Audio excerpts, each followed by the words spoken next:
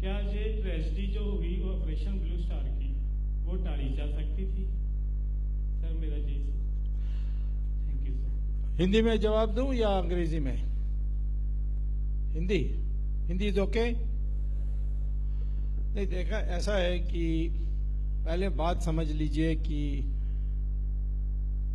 समस्या क्या थी।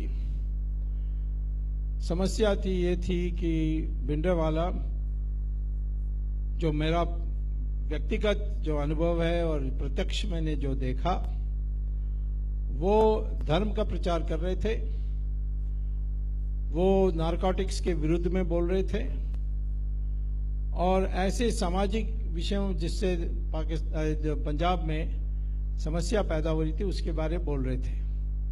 जरूर वो निश्चित तौर पर क्योंकि 35 साल के ही थे तो थोड़ा जोशीला भाषा में बोलते थे।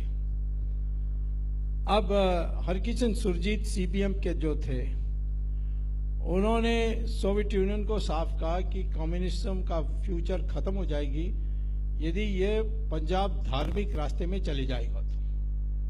तो मैं तो व्यक्तिगत जानता हूं, प्रत्यक्ष जानता हूं, क्योंकि मुझे मेरे साथ सोवियत एम्बेसडर ने भी एक बार बात की थी कि आप भिंडरावाला के को क्यों इतना समर्थन करते हैं। मैंने कहा मैं तो कोई नहीं समर्थन करता हूं, परंतु आप उसको टेररिस्ट भी नहीं कह सकते। वो तो रोज प्रेस कॉन्फ्रेंस अकाल तख्त में करता है। कोई टेररिस्ट अपने अड्डे में प्रेस कॉन्फ्रेंस करेगा?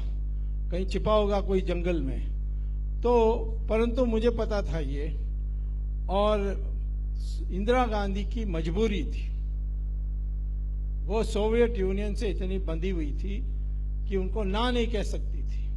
मुझे एक बार ज्ञानी जैल सिंह ने कहा कि जाकर इंदिरा जी को समझाओ कि बहुत बड़ा गलत हो जाएगा यदि वो आर्मी भेजेगी। तो तब मैंने इंदिरा गांधी से बात भी की थी, लेकिन वो जो पीछे जो सोवियत यूनियन का जो दिमाग था कि एक तो इस धार्मिक प्रचार को होने नहीं देना है, क्योंकि हरकिशन सुरजीत इस पर बड़े जोर लगा रहे थे, और दूसरा था कि इस पंजाब की जो लोगों के, खासतौर पर सिख लोगों को कमजोर कर देंगे तो जो हमारी लड़ने की शक्ति है वो भी दुर्बल हो जाएगा।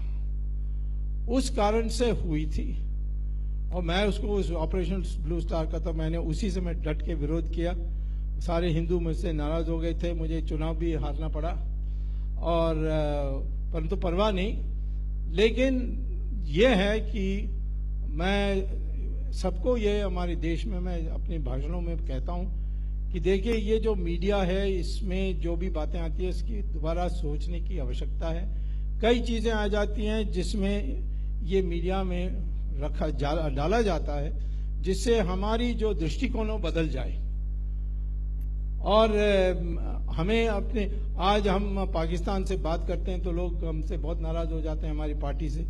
हम तो कहते हैं देखिए कृष्ण भगवान ने महाभारत के टाइम पर दुर्योधन के पास जाकर कहा कि अब ये क्या युद्ध करने की जरूरत है, 5 गांव दे दो और राज रख लो। तो सारे लोग, द्रौपदी सब नाराज हो गए थे कृष्ण से। तो कृष्णा ने कहा कि मैंने दुनिया को दिखाने चाहता था कि ये इतना अनरीजनेबल आदमी है, ये 5 गांव भी देने के लिए तैयार नहीं है। तो युद्ध के बड़ा विकल्प में और कुछ नहीं है।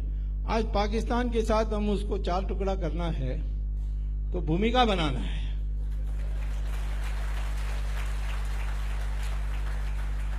तो बड़ी सूझबूझ के साथ ये सारी हो रही है, परंतु हम कहां पब्लिक को पब्लिकली बता सकते हैं इसको कि मैं बोल सकता हूं तो कल कह देंगे गवर्नमेंट वो तो पर्सनल ओपिनियन है उसका, या हमारा ओपिनियन नहीं है।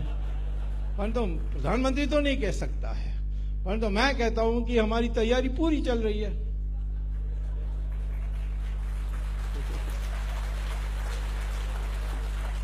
तो वैसे ही मैं आपको कहता हूं कि ऐसे बातें अब इतनी प्रचार हो गई। मैं वहां गया अकाल तख्त में, जब मैं बाहर आया तो एक जो एडिटर है वो क्या शेखर गुप्ता, हाँ, उसने मुझे पूछा आपने हथियार देखे? मैंने कहा मैं तो हथियार देखने के लिए गया नहीं। तो सवाल ही नहीं उठता कि मैंने हथियार देखा कि नहीं। तो उन्होंने पेपर में हेडलाइन, स्वामी कहता है कि गोल्डन टेम्पल में कोई हथियार नहीं है। सारे लोगों ने सोचे ये पागल आदमी है, ये कैसा कह सकता है, ये मेरी बहुत बदनामी हुई।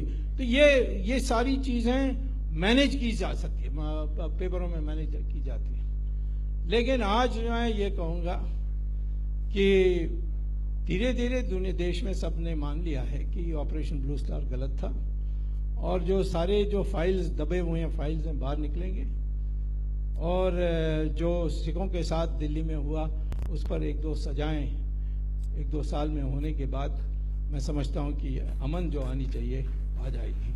तो ये है। Thank you so much, sir.